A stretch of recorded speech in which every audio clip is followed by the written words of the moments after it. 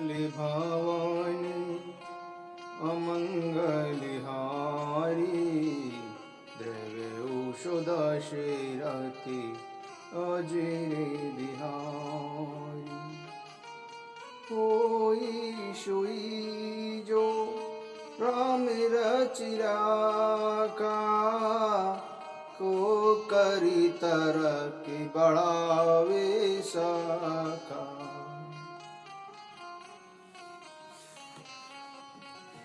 विश्वामित्र जी भगवान श्री रामचंद्र जी को बोलते हैं कि हे तात, चलो, जनक जी ने बुलाया है,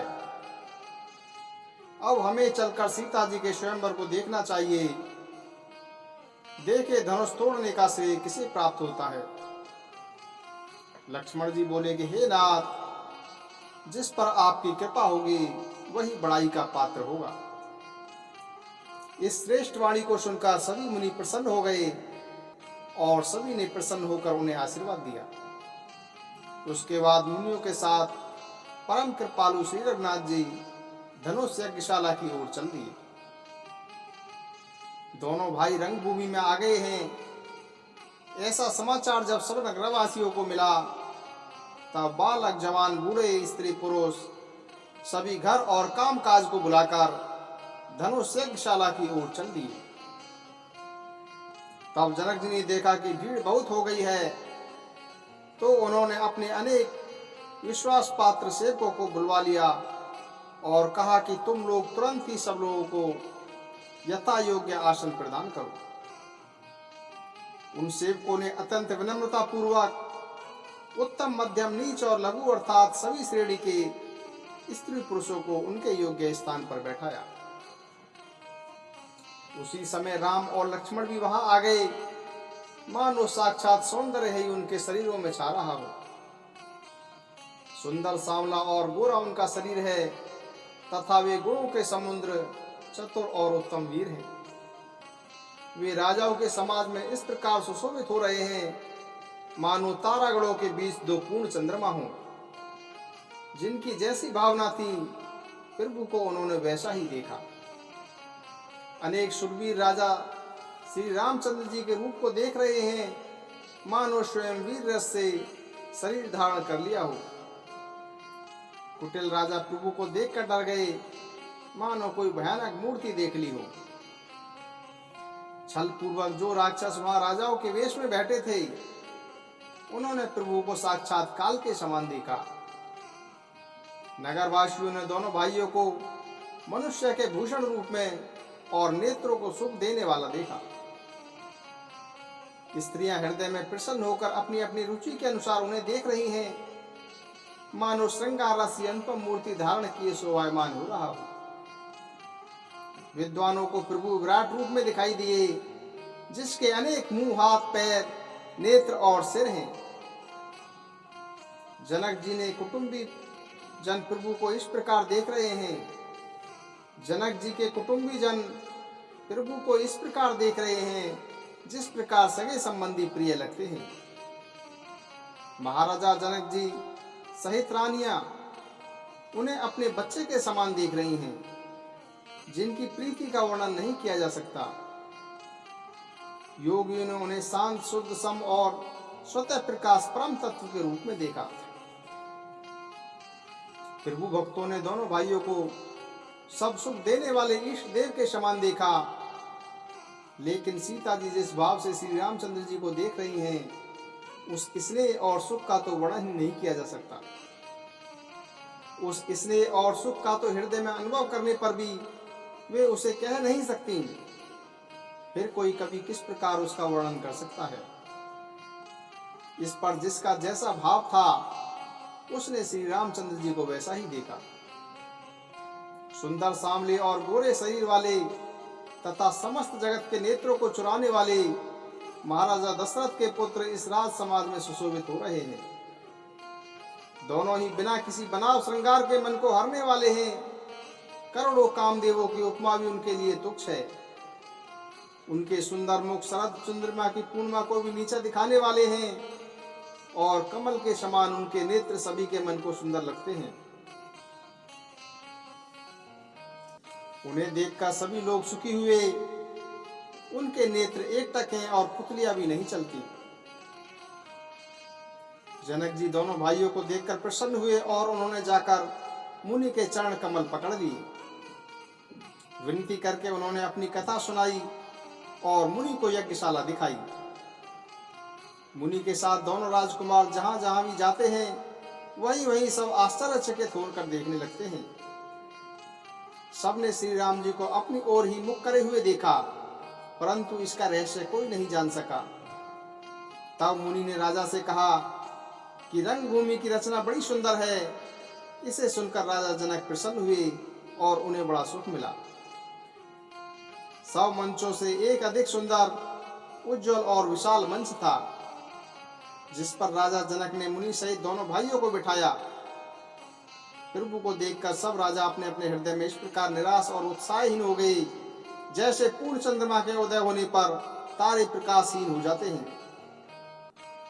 सबके मन में यह विश्वास दृढ़ हो गया कि श्री रामचंद्र जी धनुष को तोड़ेंगे, इसमें कोई शंका नहीं।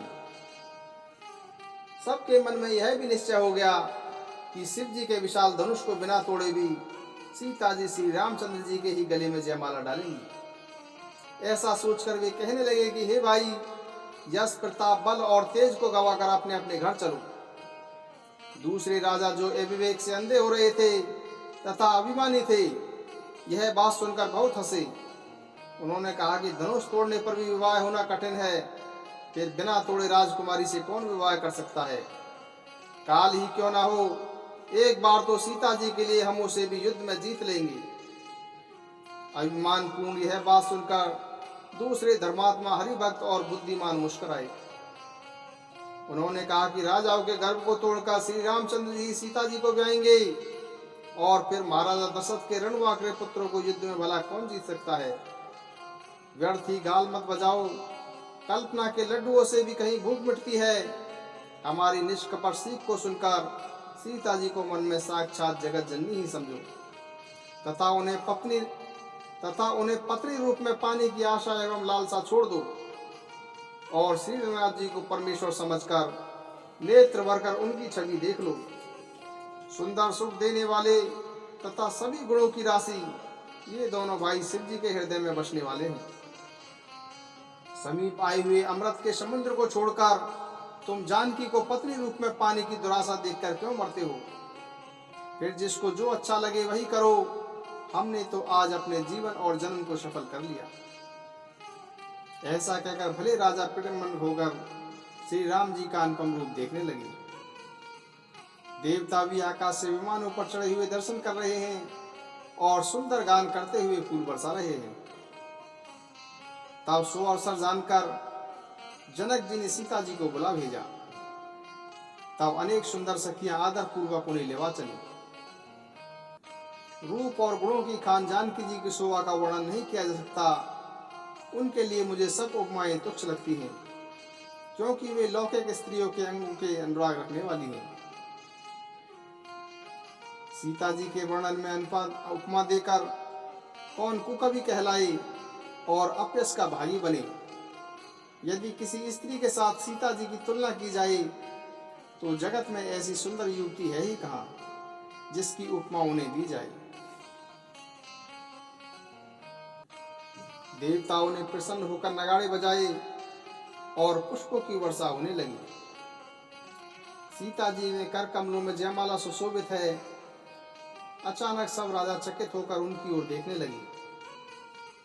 सीता जी चकित चित्त से श्री राम जी को देखने लगी।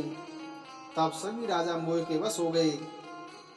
सीता जी ने मुनि के पास बैठे हुए दोनों भाइयों को देखा तो उनके नेत्र ललचाकर श्री राम जी पर इस प्रकार टिक गए मानो उन्हें खजाना मिल गया हो। परंतु गुरुजनों तथा समाज को देखकर सीता जी सच्चा गई। वे अपने हृदय में श्री रामचंद्र जी को बसाकर सखियों की ओर देखने लगे। श्री रामचंद्र जी का रूप और सीता जी की छवि देखकर स्त्री पुरुषों ने पलक मारना छोड़ दिया। सब एक टक उन्हीं को देखने लगे। सभी अपने मन में सोचते हैं पर कहते हुए सच्चाते हैं। मन ही मन वे विधाता से विनय करते हैं, हे विधाता, जनक की मूर्ता को शीघ्र ही समाप्त करके उन्हें ऐसी सुंदर बुद्धि प्रदान कीजिए कि बिना विचार किए ही राजा अपना प्रण छोड़कर सीता जी का विवाह राम जी से कर दें। तब सारा संसार उन्हें भला कहेगा, क्योंकि यह बात हर किसी को अच्छी लगती है। हट करने पर अंत में हृदय जलेगा। सब लोग इसी लालसा में मग्न हो रहे हैं कि जानकी जी के योग्य वर तो यह सांवला ही है। तब राजा जनक ने बंदी जनों को बुलाया। वे वंश की कीर्ति गाते हुए चले आए। राजा ने कहा, जाकर मेरा प्रण सबसे कहो। भाट चले, उनके हृदय में भी आनंद बहुत था। भाटों ने कहा, हे पृथ्वी का पालन करने वाले राजागण, सुनिए, हम अपनी भुजा उठाकर महाराजा जनक का विशाल प्रण कहते हैं। राजाओं की भुजाओं का बल चंद्रमा है, शिव जी का धनुष राहु है, जो भारी और कठोर है, यह सबको विदित है। अनेक भारी योद्धा रावण और बाणासुर भी इस धनुष को देखकर चुपके से चल दिए। उसे उठाना तो दूर रहा, छूने तक की उनकी हिम्मत न हुई। उसी शिव जी के कठोर धनुष को आज इस राजमहल में जो भी तोड़ेगा, तीनों लोकों की विजय के साथ ही उसे जानकी जी बिना किसी विचार के ही वर्ण करेंगी। प्रण सुनकर सब राजा ललचा उठे। जो वीर अभिमानी थे, वे अपने मन में अति क्रोधित हुए। कमर कसकर अकुला कर उठे और अपने इष्ट देवों को सिर नवाकर चले। वे ताप से शिव जी के धनुष की ओर देखते हैं और फिर अनेक प्रकार से जोर लगाते हैं, पर वह उठता ही नहीं। लेकिन जो राजा विचारवान हैं, वे धनुष के पास नहीं जाते। मूर्ख राजा किटकिटाकर धनुष को पकड़ते हैं, परंतु जब नहीं उठता तो ले जाकर चले जाते हैं। मानो वीरों की भुजाओं का बल पाकर वह धनुष और अधिक भारी हो जाता है। फिर 10,000 राजा एक साथ उस धनुष को उठाने का प्रयास करने लगे, परंतु वह अपने स्थान से हिला तक नहीं। शिव जी का धनुष इस प्रकार अडिग था, जैसे कामी पुरुष के वचनों को सुनकर पतिव्रता स्त्री का मन अडिग रहता है। जैसे वैराग्य के बिना सन्यासी उपास के योग्य हो जाता है, वैसे ही सब राजा उपास के पात्र बन गए। कीर्ति, विजय, बड़ी वीरता, इन सबको वे धनुष के हाथों बरबस हार कर चले गए। राजा लोग हार कर हतप्रत हो गए और अपने अपने समाज में जा बैठे। राजाओं को असफल देखकर महाराजा जनक उगला उठे और क्रोध से वचन बोले, मैंने जो प्रण ठाना था उसे सुनकर दीप दीप से अनेक राजा आए। देवता और दैत्य भी मनुष्य का शरीर धारण करके आए हैं तथा अन्य अनेक रणधीर वीर आए हैं, परंतु धनुष को तोड़कर मनोहर कन्या, विजय और कीर्ति को पाने वाला मानो ब्रह्मा ने रचा ही नहीं। यह लाभ किसे अच्छा नहीं लगता, परंतु किसी ने शंकर जी का धनुष नहीं चढ़ाया। चढ़ाना और तोड़ना तो दूर, कोई तिल भर भी इसे भूमि से हिला नहीं सका। अब कोई वीर अभिमानी क्रोधित न हो। मैंने जान लिया कि पृथ्वी वीरों से रिक्त हो गई है। अब आप लोग आशा छोड़कर अपने अपने घर जाओ। ब्रह्मा ने सीता का विवाह लिखा ही नहीं। यदि प्राण छोड़ता हूँ तो मेरा पुण्य नष्ट होता है, इसीलिए क्या करूँ, कन्या कुंवारी ही रही। यदि मैं जानता कि पृथ्वी वीरों से शून्य हो गई है तो प्रण करके उपास का पात्र नहीं बनता। जनक जी के वचन सुनकर सभी स्त्री पुरुष जानकी जी की ओर देखकर दुखी हुई, परंतु लक्ष्मण जी तमतमा उठे। उनकी भौहें टेढ़ी हो गईं, होठ फड़कने लगे और नेत्र कोष से लाल हो गई। श्री रामचंद्र जी के डर से कुछ कह तो नहीं सके, पर जनक के वचन उन्हें बाण के जैसे लगे। जब न रह सके तो श्री रामचंद्र जी के चरण कमलों में सिर नवाकर वे बोले कि रघुवंशियों में कोई भी जहाँ होता है वहाँ ऐसे वचन कोई नहीं कहता जैसे अनुचित वचन रघुकुल शिरोमणि श्री रामचंद्र जी की उपस्थिति में हे जनक जी आपने कहे हैं। हे सूर्य कुल रूपी कमल के सूर्य, मैं अभिमान करके नहीं कहता हूँ। यदि आपकी आज्ञा पाऊं तो मैं ब्रह्मांड को गोंद की भांति उठा फेंक दूं और कच्चे घड़े की भांति फोड़ दूं। मैं सुमेरु पर्वत को भी मूली की तरह तोड़ सकता हूँ। हे भगवान, आपके प्रताप से पुराना धनुष तो क्या चीज है। हे नाथ, ऐसा जानकर आज्ञा हो तो कुछ खेल करूं, उसे देखिए। धनुष को कमल की डंडी की तरह चढ़ाकर उसे 100 योजन तक दौड़ा लिए चले जाऊंगा। हे नाथ, आपके प्रताप से धनुष को बरसाती छत्ते की भांति तोड़ दूंगा यदि ऐसा न करूं तो प्रभु के चरणों की शपथ है, मैं धनुष और तरकस को कभी हाथ भी नहीं लूंगा।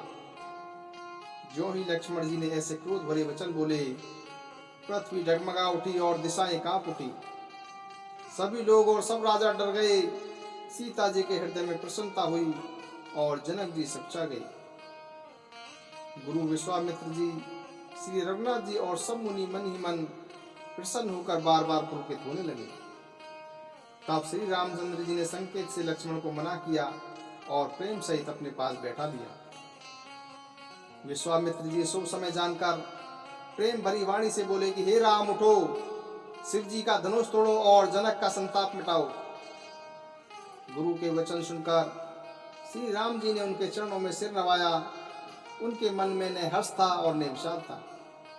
वे जवान सिंह को भी लजाते हुए सहज स्वभाव से ही उठ खड़े हुए। मंच रूपी उद्राचल पर श्री रघुनाथ जी रूपी बाल सूर्य के उदय होते ही सब संत रूपी कमल खिल उठे और नेत्र रूपी भौरे हर्षित हो गई। राजाओं की आशा रूपी रात्रि नष्ट हो गई। उनके वचन रूपी तारों का चमकना बंद हो गया।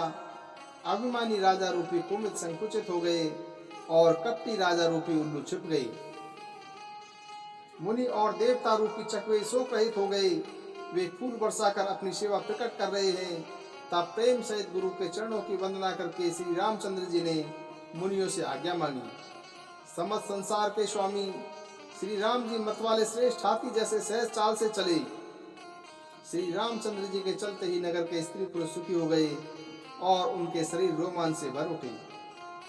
उन्होंने पितरों और देवताओं की वंदना करके अपने पुण्यों का स्मरण किया कि यदि हमारे पुण्य का कुछ भी प्रभाव हो तो श्री रामचंद्र जी शिव जी के धनुष को कमल की डंडी की भांति तोड़ डालें। श्री रामचंद्र जी को प्रेम के साथ देखकर और सखियों को समीप बुलाकर सीता जी की माता स्नेहवश बिलख कर ये वचन बोली, हे सखी, ये जो हमारे हितैषी कहलाते हैं ये सब तमाशा देखने वाले हैं। कोई भी गुरु विश्वामित्र जी को समझाकर नहीं कहता कि राम जी अभी बालक हैं। इनके लिए हट अच्छा नहीं। रावण और बाणासुर भी जिस धनुष को छू नहीं सके और शेष राजा हार गए, वही धनुष इस राजकुमार के हाथ में दे रहे हैं। हंस के बच्चे भी कहीं मंदराचल पहाड़ उठा सकते हैं। राजा की सारी बुद्धिमानी समाप्त हो गई है। हे सखी, विधाता की गति समझ में नहीं आती। तब एक बुद्धिमान श्री राम जी के महत्व को जानने वाली सखी बोली कि हे रानी, तेजवान को देखने में छोटा होने पर भी छोटा नहीं गिनना चाहिए। कहाँ घड़े से उत्पन्न होने वाले छोटे से मुनि अगस्त और कहाँ अपार समुद्र, किंतु उन्होंने उसे सोख लिया जिससे उनका यह सारे संसार में छाया हुआ है। सूर्य मंडल में भी देखने में तो छोटा लगता है, पर उसके उदय होते ही तीनों लोगों का अंधकार नष्ट हो जाता है। ब्रह्मा, विष्णु, महेश और शेष देवता एक छोटे से मंत्र से ही वश में हो जाते हैं। महान मत वाले हाथी को एक छोटा सा अंकुश अपने वश में कर लेता है। कामदेव ने फूलों का धनुष बाण लेकर समस्त लोगों को अपने वश में कर रखा है। हे देवी, यह जानकर अपने संदेह को त्याग दीजिए। हे रानी सुनिए, श्री रामचंद्र जी इस धनुष को अवश्य ही तोड़ देंगे। सखी के वचन सुनकर रानी को श्री राम जी के सामर्थ्य के संबंध में विश्वास हो गया। उनकी उदासी मिट गई और श्री राम जी के प्रति उनका प्रेम बढ़ गया। उस समय श्री रामचंद्र जी को देखकर सीता जी भयभीत होकर हृदय से अनेक देवताओं से मन ही मन विनती कर रही हैं।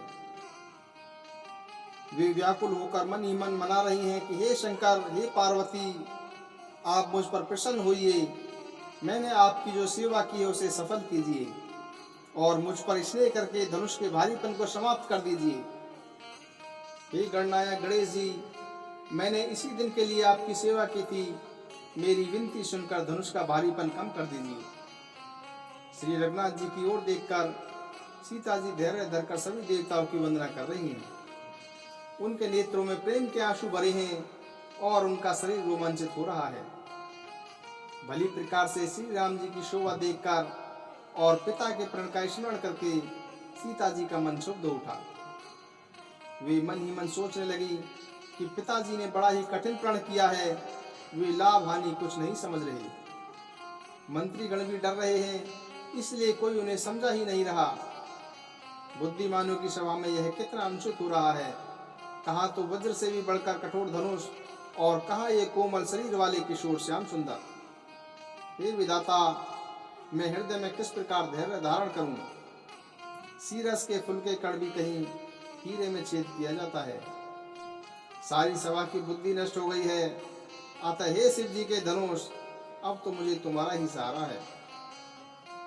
तुम लोगों पर अपनी जड़ता डालकर श्री रघुनाथ जी के सुकुमार शरीर को देखकर हल्के हो जाओ। इस प्रकार सीता जी के मन में बड़ा ही संताप हो रहा है।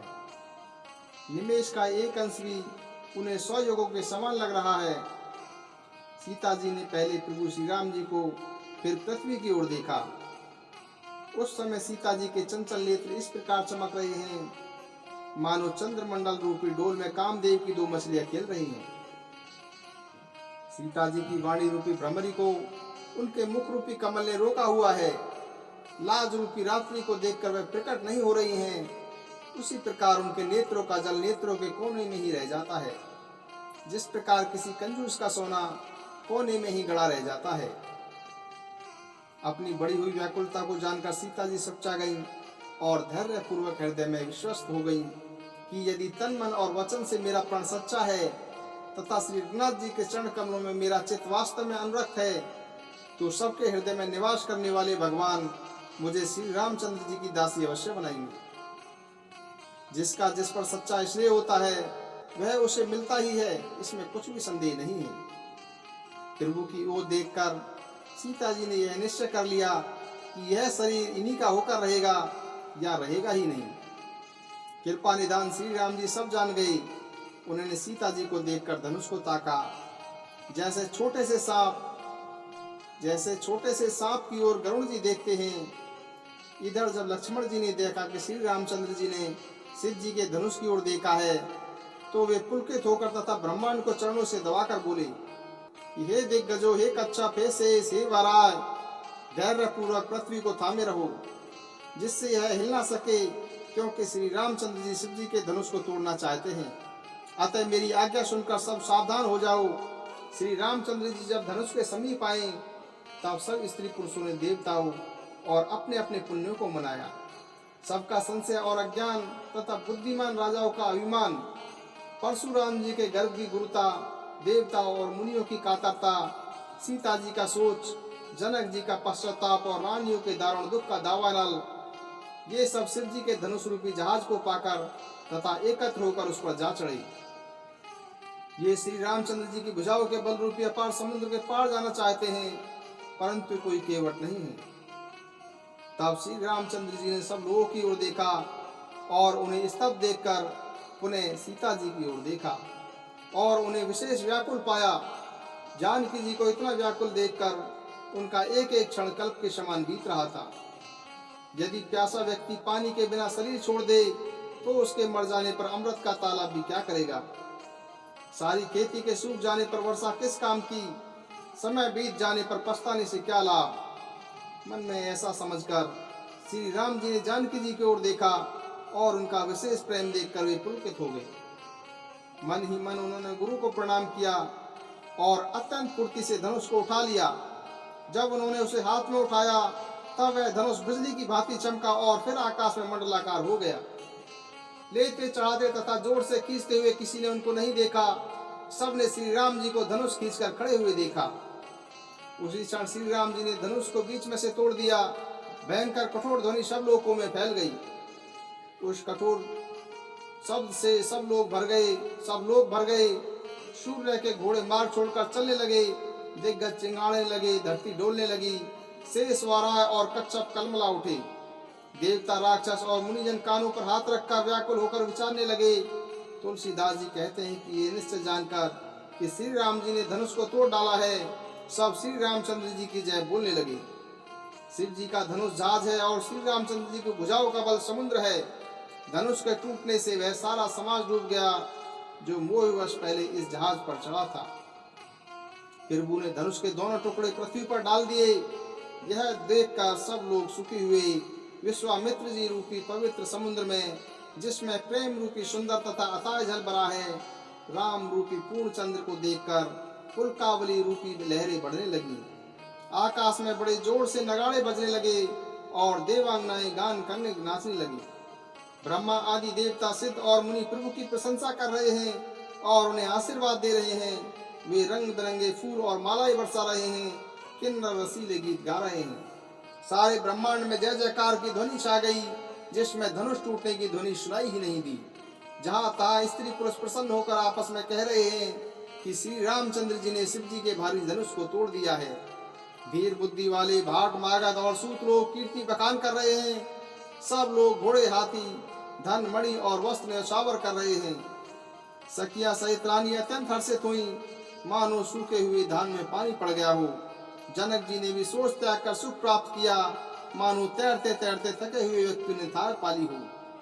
धनुष टूट जाने पर राजा लोग ऐसे निस्तेज हो गए जैसे दिन में दीपक की शोभा समाप्त हो जाती है। सीता जी को इतना सुख प्राप्त हुआ जैसे चाँद की स्वाति का जल पा गई हो। श्री राम जी को लक्ष्मण जी इस प्रकार देख रहे हैं जैसे चंद्रमा को चकोर का बच्चा देख रहा हो। तब सतानंद जी ने आज्ञा दी और सीता जी ने श्री राम जी के पास गमन किया। साथ में सुंदर सखियां मंगलाचारण गा रही हैं। सीता जी बाल हंसनी जैसी चली, उनके अंगों में अपार शोभा है। सखियों के बीच में सीता जी इस प्रकार शोभायमान हैं जैसे अनेक छवियों के बीच में महाछवि हो। कर कमल में सुंदर जयमाला है, जिसमें विश्व विजय की शोभा छाई हुई है। सीता जी के शरीर में संकोच है, पर मन में परम उत्साह है। उनका यह गुप्त प्रेम कोई नहीं जानता। समीप जाकर श्री राम जी की शोभा देखकर राजकुमारी सीता जी ठगी सी रह गई। चतुर सखी ने यह दशा देखी तो समझाकर कहा कि अब यह सुंदर जयमाला पहना दो। सुनकर सीता जी ने दोनों हाथों से माला उठाई और प्रेम में विवश होने के कारण वह पहनाई नहीं जाती। उस समय उनके हाथ ऐसे सुशोभित हो रहे हैं मानो डंडियों सहित दो कमल चंद्रमा को डरते हुए जयमाला प्रदान कर रही हूँ। इस छवि को देखकर सखियां गाने लगी। तब सीता जी ने श्री राम जी के गले में जयमाला पहना दी। मंगले भवनी अमंगल हारी, द्रव दशरथ अजय बिहारी। राम सिया राम जय जय राम। राम सिया राम जय जय राम। सीता राम चरण रति मोरे, अनुदिन बढ़ाऊं अनुग्रह तोरे। जेहि विधि नाथ होइत मोरा, करहूं सुबेगी दास में तोरा। जब जब होए धर्म की हानि, बाढ़हि असुर अधम अभिमानी। तब तब धरि प्रभु विविध शरीरा, हरहि कृपा निधि सजन पीरा। राम सिया राम जय जय राम। हरि व्यापक सर्वत्र समाना, प्रेमिति प्रगट होहि में जाना। राम सिया राम जय जय राम। जिनि कर नाम लेत जग माही, सकल अमंगल मूल न शाही। राम सिया राम जय जय राम। सुनहु उमा ते लोग अभागी, हरे तज होहि विषय अनुरागी। राम सिया राम जय जय राम। सुमति कुमति सबके ओर रही, नाते पुराण निगम वश कही। जहाँ कुमति जहाँ सुमति तह संपत्ति नाना, जहाँ सुमति तह संपत्ति नाना, जहाँ कुमति तह विपत्ति निदाना। राम सिया राम सिया राम जय जय राम।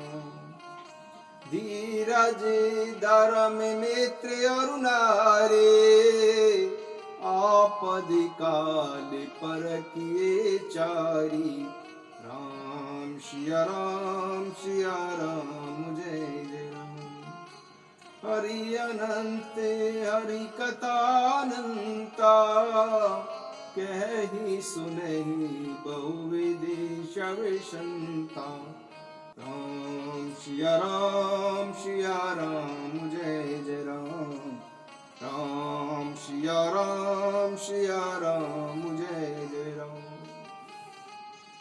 जय श्री राम, जय श्री राम, जय श्री राम।